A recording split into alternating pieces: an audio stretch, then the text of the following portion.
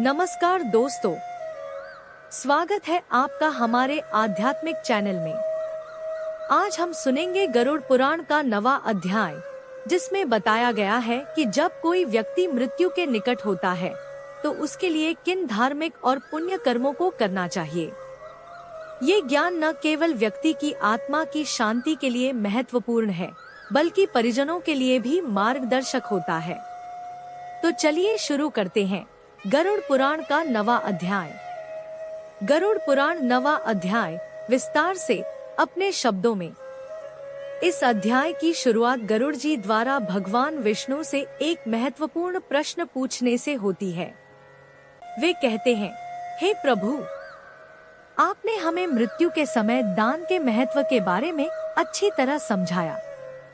अब कृपया यह बताइए कि जब कोई व्यक्ति मरणासन्न होता है, यानी जिसकी मृत्यु निकट हो, तो उसके लिए क्या क्या धार्मिक कार्य करने चाहिए। यह प्रश्न हर उस व्यक्ति के लिए महत्वपूर्ण है जो धर्म और मोक्ष की राह पर है। जब किसी व्यक्ति की मृत्यु समीप आती है, तब उसका शरीर कमजोर हो जाता है, परंतु उस समय किया गया पुण्य या दान आत्मा की यात्रा के लिए सबसे उपयोगी होता है।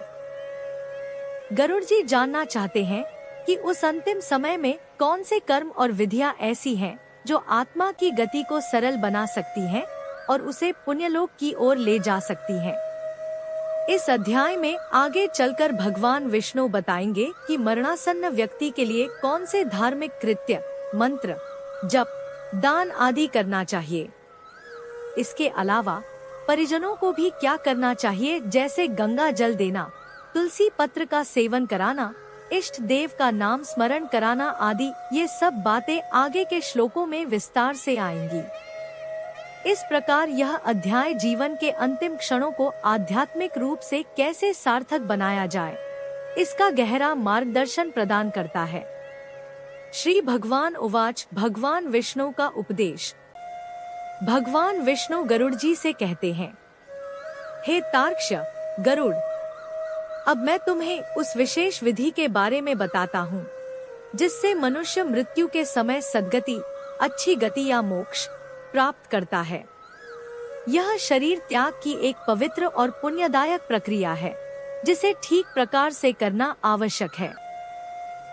फिर वे विस्तार से बताते हैं कि जब कोई व्यक्ति अपने कर्मों के फलस्वरूप मृत्यु के निकट होता है और शरीर छोड़ने की प्रक्रिया शुरू हो जाती है, तो उसके पास एक विशेष धार्मिक प्रक्रिया अपनानी चाहिए।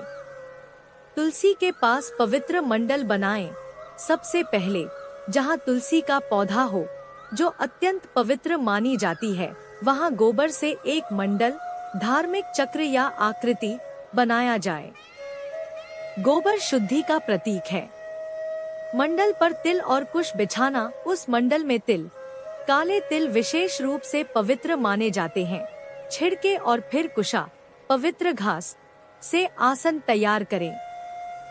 श्वेत वस्त्र और शालिग्राम की स्थापना। कुश पर सफेद वस्त्र का एक आसन रखें और उस पर शालिग्राम शिला स्थापित करें। शालिग्राम भगवान विष्णु का प्रत्यक्ष स्वरूप मानी जाती है और अत्यंत पुण्यदायक होती है। शालिग्राम और तुलसी का महत्व। भगवान विष्णु कहते हैं, जहाँ शालिग्राम शिला होती है, वहाँ पाप, दोष और मृत्यु का भय स्वतः समाप्त हो जाता है। यदि किसी व्यक्ति की मृत्यु शालिग्राम शिला के समीप होती है, तो उसकी मुक्ति निश्चित मानी जाती है। इसी प्रकार जहाँ तुलसी का पौधा होता है, वह स्थान स्वयं पवित्र हो जाता है और वहाँ मृत्यु होना अत्यंत सौभाग्य की बात है। तुलसी की छाया में शरीर त्याग करने से मोक्ष प्राप्त होता है। वह मोक्ष जो सामान्य दान पुण्य से भी बहुत कठिनाई से प्राप्त होता है। सारांश में भगवान विष्णु यह स्पष्ट करते हैं कि मृत्यु के समय यदि ये धार्मिक उपाय किए जाएं, जैसे तुलसी का सानिध्य, गोबर से मंडल, तिलकुश, शालिग्राम शिला की स्थापना, तो व्यक्ति के सभी पाप नष्ट हो जाते हैं और आत्मा मुक्त होकर परमगति को प्राप्त करती है। ये सरल से लगने वाले कर्म वास्तव में आत्मा की अंतिम यात्रा को शांतिमय और मंगलमय बनाने वाले होते हैं। भगवान विष्णु गरुड़ से कहते हैं, जिस घर में तुलसी का पौधा श्रद्धा और नियम पूर्वक लगाया गया है, वह घर केवल एक आवास नहीं रह जाता, वह एक तीर्थ स्थान बन जाता है। ऐसे पवित्र स्थान पर यम के दूत जो पापी आत्माओं को ले जाने आते हैं, प्रवेश नहीं कर सकते। तुलसी का यह महत्व इसलिए है क्योंकि यह स्वयं भगवान विष्णु को प्रिय है और उसकी उपस्थिति से वातावरण दिव्य हो जाता है। तुलसी की मंजरी और मुक्ति का रहस्य। भगवान कहते हैं कि यदि कोई प्राणी मृत्यु के समय तुलसी की मंजरी, उसके फूल से युक्त हो जाए, यानी उसे तुलसी छू रही हो या तुलसी के साथ उसका संपर्क हो, तो भले ही उसने अपने जीवन में सैकड़ों पाप किए हों, यमराज तक उसे देख नहीं सकते, यानी उसकी आत्मा को नरक की ओर ले जाने का कोई अधिकार यमराज को नहीं रह जाता। मुख में तुलसी का पत्ता और तिलकुश का आसन। यदि कोई व्यक्ति तुलसी का पत्ता अपने मुख में रखकर और तिल व कुश के बने आसन पर बैठकर या लेटकर शरीर त्याग करता है, तो भले ही उसके कोई संतान न हो, जो सामान्यतः श्राद्ध कर्म करता है, फिर भी वह विष्णुपुर यानी भगवान विष्णु के धाम को प्राप्त करता है, इसमें कोई संदेह नहीं है। तीनों प्रकार के तिल और उनकी पवित्रता। भगवान आगे बताते हैं कि काले तिल, सफेद तिल और भूरे तिल, ये तीनों प्रकार के तिल, साथ में कुश और तुलसी, मृत्यु के समय व्यक्ति की रक्षा करते हैं और उसे दुर्गति, नरक या भटकती आत्मा से बचा लेते हैं। तिल और कुश का दिव्य उत्पत्ति स्रोत। भगवान विष्णु तिल के महत्व को और गहराई से बताते हुए कहते हैं, हे तार्क्ष, तिल मेरे शरीर के पसीने से उत्पन्न हुए हैं, इसलिए वे अत्यंत पवित्र हैं। असुर, दैत्य और राक्षस जैसे नकारात्मक शक्तियां तिल को देखकर दूर भाग जाती हैं। इसी प्रकार वे कहते हैं कि कुश घास मेरे रोमकूपों, शरीर के रोम से उत्पन्न हुई है, इसलिए वह मेरी विभूति, दैवीय शक्ति है। केवल कुश का स्पर्श भी मनुष्य को पुण्य प्रदान करता है और स्वर्ग प्राप्ति का मार्ग खोल देता है। सारांश में भगवान विष्णु इस भाग में यह स्पष्ट करते हैं कि मृत्यु के समय तुलसी, तिल और कुश जैसे साधारण दिखने वाले पदार्थ भी यदि श्रद्धा और विधिपूर्वक प्रयोग किए जाएं, तो वे आत्मा को नरक, यमदूतों और दुर्गति से बचाकर सीधे विष्णुलोक या मोक्ष की ओर ले जाते हैं। ये सभी चीजें उनके अपने शरीर से उत्पन्न मानी गई हैं, इसलिए इनमें दिव्यता और अपार पुण्य शक्ति होती है। कुश का दिव्य स्वरूप और अन्य पवित्र वस्तुओं का महत्व। भगवान विष्णु गरुड़ को बताते हैं कि कुश केवल एक साधारण घास नहीं है, बल्कि उसमें तीनों प्रमुख देवताओं का निवास होता है। कुश के मूल, जड़ में ब्रह्मा विराजमान है। कुश के मध्य भाग में भगवान विष्णु, जनार्दन, निवास करते हैं और कुश के अग्रभाग, शीर्ष में भगवान शंकर स्थित है। इसलिए कुश को तीर्थ स्वरूप माना गया है और धार्मिक कार्यों में इसका प्रयोग अत्यंत शुभ फलदायक होता है। निर्माल्य न होने वाले वस्तु। भगवान यह भी स्पष्ट करते हैं कि कुछ पवित्र वस्तुएं ऐसी होती हैं जो बार बार प्रयोग में लाने पर भी अपवित्र, निर्माल्य नहीं होती।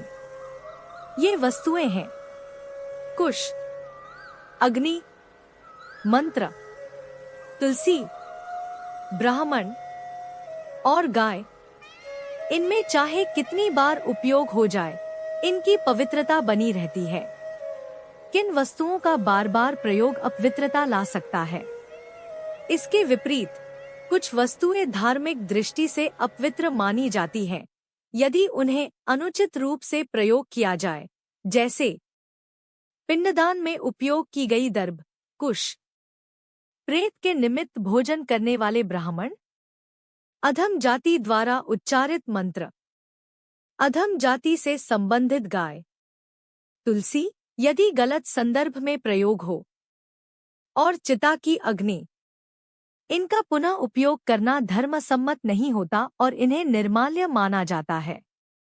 मरणासन्न व्यक्ति को कहाँ और कैसे रखना चाहिए? भगवान कहते हैं कि जब कोई व्यक्ति मृत्यु के निकट हो तो उसे शुद्ध स्थान पर रखना चाहिए और उसके नीचे की जमीन को गोबर से लीपकर और कुश बिछाकर पवित्र किया जाना चाहिए। क्यों नहीं रखना चाहिए चौकी पर?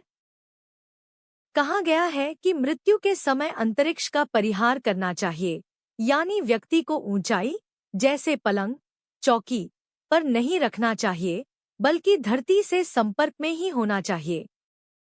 इसका कारण यह है कि पृथ्वी को पवित्र करने पर उस पर देवताओं की उपस्थिति मानी जाती है। मंडल की रचना का महत्व। मंडल एक विशेष प्रकार का धार्मिक आकृति होती है जिसे गोबर से बनाकर उसमें कुश, तिल आदि बिछाए जाते हैं। ऐसा करने से ब्रह्मा, विष्णु, रुद्र जैसे देवता और अग्नि देव उस स्थान पर निवास करते हैं। इसलिए मरणासन्न व्यक्ति को उस पवित्र मंडल पर रखना चाहिए जिससे उसकी आत्मा को दिव्य सहायता प्राप्त हो। भूमि की शुद्धि कैसे हो? भगवान बताते हैं कि जो भूमि पहले से मल, मूत्र आदि से दूषित है या जहां पहले कोई लेपन हुआ था, उसे फिर से गोबर से लीप देने पर वह फिर से शुद्ध हो जाती है और धार्मिक कार्यों के लिए योग्य हो जाती है। सारांश में इस भाग में भगवान विष्णु ने स्पष्ट किया कि कुश, तुलसी, गाय, अग्नि आदि पवित्र तत्व हैं और इनका धार्मिक दृष्टि से गहरा महत्व है। मृत्यु के समय व्यक्ति को धरती पर पवित्र स्थल पर रखना चाहिए और वहां देवताओं को आमंत्रित करने हेतु मंडल की रचना करनी चाहिए। इससे आत्मा को श्रेष्ठ गति मिलती है और उसका अंतिम संस्कार शास्त्रोक्त और पुण्यदायक होता है। जब किसी व्यक्ति की मृत्यु निकट हो या वह गंभीर रूप से बीमार हो, जिसे आतुर व्यक्ति कहा गया है, तो उसे बिना शुद्ध और ठीक से लीपी हुई भूमि पर या चारपाई आदि पर, जो जमीन से ऊपर है, नहीं लिटाना चाहिए। ऐसा इसलिए क्योंकि ऐसी अपवित्र या साफ सुथरी न की गई जगहों पर राक्षस, पिशाच, भूत प्रेत और यमदूत, मृत्यु के दूत, प्रवेश कर सकते हैं। इसलिए अग्निहोत्र, श्राद्ध, ब्राह्मण भोजन, देवताओं की पूजा और ऐसे बीमार व्यक्ति को रखने के लिए पहले भूमि को लीपकर वहां एक मंडल बनाना चाहिए। जब किसी व्यक्ति की मृत्यु समीप हो, तब उसे शुद्ध लीपी गई भूमि पर लिटाकर उसके मुख में सोना और रत्न, धार्मिक प्रतीकात्मक वस्तुएं डाले जाते हैं और भगवान विष्णु के प्रतीक शालग्राम शिला के जल, पादोदक, को उसके मुंह में डाला जाता है। यह जल पवित्र माना जाता है और इससे आत्मा को पापों से मुक्ति मिलती है। शालग्राम शिला का जल भले ही एक बूंद हो, पीने से व्यक्ति सभी पापों से मुक्त हो जाता है और उसे वैकुंठ, भगवान विष्णु का लोक, की प्राप्ति होती है। इसी तरह गंगा जल, गंगा नदी का पवित्र, महापापों को नष्ट करने की शक्ति रखता है। गंगा जल का एक बार पान करना 1000 बार चांद्रायण व्रत, एक कठिन तपस्या व्रत करने के बराबर पुण्य देता है। यह सभी तीर्थों में किए गए स्नान और दान आदि से मिलने वाले पुण्य के बराबर फल देने वाला होता है। अंत में गरुड़ से कहा गया है, हे तार्क्ष, जैसे अग्नि से रुई जलकर नष्ट हो जाती है, उसी तरह गंगाजल से मनुष्य के पाप जलकर भस्म हो जाते हैं। सारांश। जब कोई व्यक्ति मृत्यु की स्थिति में हो, तब धार्मिक विधियों और शुद्ध स्थान का पालन आवश्यक होता है। शालग्राम शिला का जल और गंगाजल उसे पापों से मुक्त कर मोक्ष प्रदान करने वाले माने गए हैं। जो व्यक्ति सूर्य की गर्म किरणों से तपे हुए, अर्थात शुद्ध और ऊर्जावान, गंगा जल का सेवन करता है, वह संसार के जन्म मरण के चक्र से मुक्त होकर भगवान विष्णु के धाम, हरिधाम, को प्राप्त करता है। संसार की अन्य पवित्र नदियां केवल तब पुण्य देती हैं जब मनुष्य उनमें स्नान करता है, परंतु गंगा इतनी महान और दिव्य है कि वह केवल दर्शन, देखने, स्पर्श, छूने, दान, अर्पण करने या सिर्फ गंगा नाम के उच्चारण से ही हजारों पापी व्यक्तियों को भी पवित्र कर देती है। इसलिए यह कहा गया है कि मृत्यु के समय या जीवन में किसी भी समय गंगा जल का सेवन अवश्य करना चाहिए।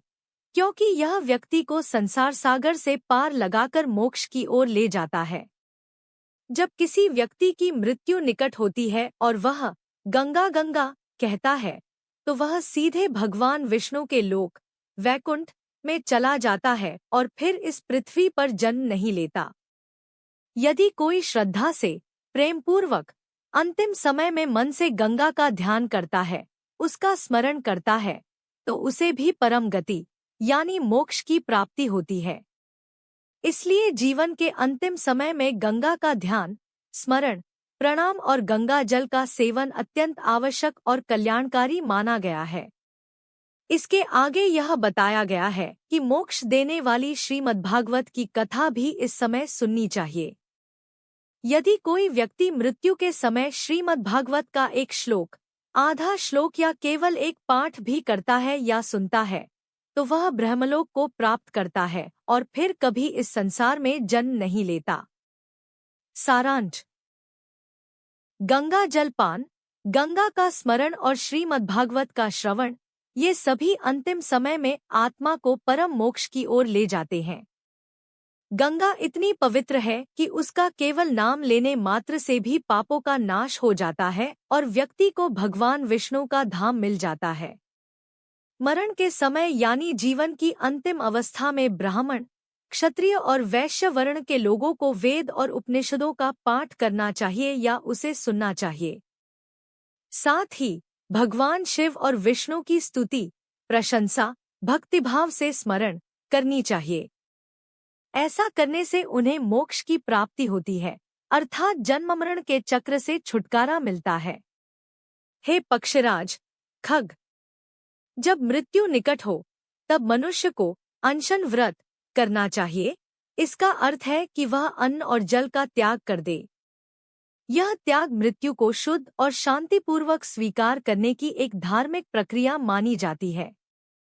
यदि वह व्यक्ति विरक्त हो यानी संसार से पूरी तरह मन से अलग हुआ हो और वह द्विज हो, ब्राह्मण, क्षत्रिय या वैश्य जिसमें 2 बार जन्म माना गया है, एक शरीर से दूसरा विद्या से, तो उसे उस अवस्था में संन्यास ग्रहण कर लेना चाहिए, यानी वह सन्यासी बनकर अपना जीवन समाप्त करे। और यदि कोई व्यक्ति मृत्यु के समय जब उसके प्राण कंठ में आ चुके हो, यह कहता है कि मैंने सन्यास ले लिया है, तो वह मरने के बाद विष्णु लोक को प्राप्त करता है और फिर उसे जन्म नहीं लेना पड़ता। यह संकेत करता है कि अंत समय में भी यदि कोई सच्चे भाव से सन्यास स्वीकार कर ले तो उसे मोक्ष प्राप्त हो सकता है। इसके बाद बताया गया है कि जो व्यक्ति मृत्यु के समय उपरोक्त धार्मिक कार्यों को करता है, उसके प्राण सुखपूर्वक शरीर से निकलते हैं और वे शरीर के ऊपरी छिद्रों से बाहर जाते हैं। यह बहुत शुभ और पुण्य का संकेत है। मानव शरीर में मुख, दोनों नेत्र, दोनों नासिका, नाक के छिद्र और दोनों कान, ये 7 छिद्र ऊपर की दिशा में माने गए हैं। पुण्यात्मा, सुकृति मनुष्य के प्राण इन्हीं छिद्रों से बाहर निकलते हैं और विशेष योग साधना में पारंगत योगियों के प्राण तालु रंध्र, मस्तिष्क के ऊपरी भाग के एक सूक्ष्म छिद्र से निकलते हैं, जो सबसे श्रेष्ठ मार्ग माना गया है। अंत में कहा गया है कि जब प्राण अपान, निचली वायु से अलग हो जाते हैं, तब वह सूक्ष्म रूप में होकर शरीर से बाहर निकलता है। यह शरीर त्याग की प्रक्रिया को सूक्ष्मता से दर्शाता है। सारांश: मृत्यु के समय शास्त्रों, देवताओं के स्तुति, अनशन व्रत और यदि संभव हो तो संन्यास ग्रहण करना, ये सभी आत्मा को मोक्ष की ओर ले जाने वाले कार्य हैं। पुण्यात्मा के प्राण शरीर के ऊपरी छिद्रों से शांति से निकलते हैं और योगी तो उच्चतम मार्ग तालु रंध्र से प्रस्थान करते हैं। यह शरीर त्याग की आध्यात्मिक प्रक्रिया को दर्शाता है। जब प्राणवायु, जो ईश्वर का ही एक रूप है और शरीर को जीवित रखती है, शरीर से निकल जाती है, तब यह शरीर काल, मृत्यु के प्रभाव से ऐसा हो जाता है जैसे आधारहीन वृक्ष अचानक गिर पड़े, यानी वह चेतना और शक्ति से रहित होकर जमीन पर गिर जाता है। प्राण निकलने के बाद यह शरीर तुरंत निस्सार और निंदनीय हो जाता है। उसमें कोई चेष्टा, गति या जीवन संकेत नहीं रहती। वह घृणित और दुर्गंधयुक्त बन जाता है। लोग उसे छूना तक पसंद नहीं करते, क्योंकि वह अब एक निर्जीव और अपवित्र वस्तु बन चुका होता है। यही शरीर, जो पहले सुंदर, प्रिय और आत्मीय लगता था, मृत्यु के बाद सभी के लिए त्याज्य और घृणास्पद हो जाता है। इस मृत शरीर की 3 संभावित अवस्थाएं बताई गई हैं। उसमें कीड़े पड़ जाते हैं और वह सड़ने लगता है। वह विष्ठा, मल की तरह दुर्गंध फैलाने लगता है, या फिर चिता में जलकर भस्म हो जाता है। इसलिए यह कहा गया है कि जो शरीर एक क्षण में ही नष्ट हो जाने वाला है, उसके लिए मनुष्य को घमंड या अभिमान नहीं करना चाहिए।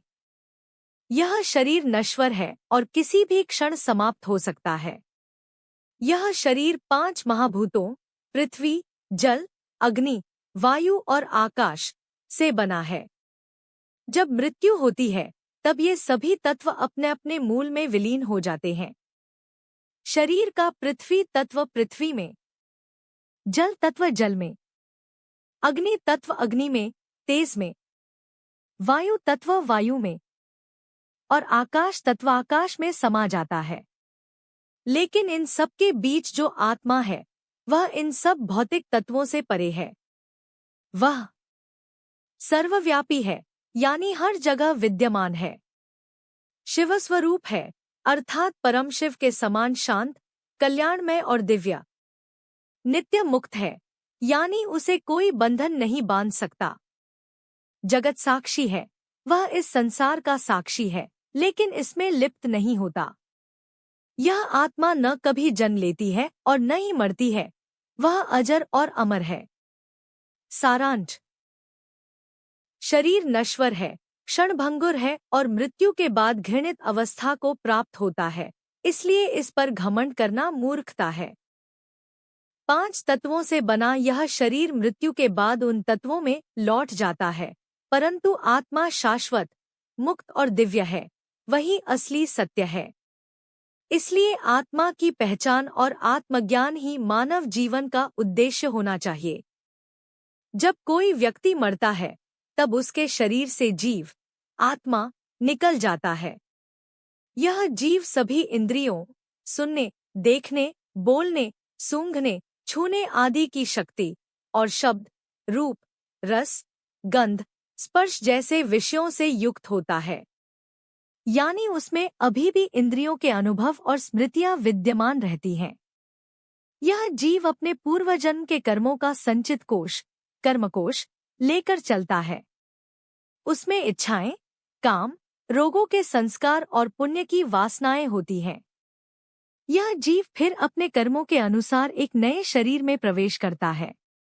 यह नया शरीर ऐसा होता है जैसे किसी गृहस्थ का घर जल जाने पर वह नया घर बनाकर उसमें रहने लगे। जब जीव पुण्य के प्रभाव से स्वर्ग जाने योग्य होता है, तो उसके स्वागत के लिए विमान आता है। यह विमान किंकिणी, घुंघरू की माला से सुसज्जित होता है और सुंदर चामरों, पंखे से सुशोभित होता है। उसमें देवदूत, ईश्वरीय दूत आते हैं, जो धर्म का तत्व जानने वाले, बुद्धिमान और धार्मिक लोगों के लिए अत्यंत प्रिय होते हैं।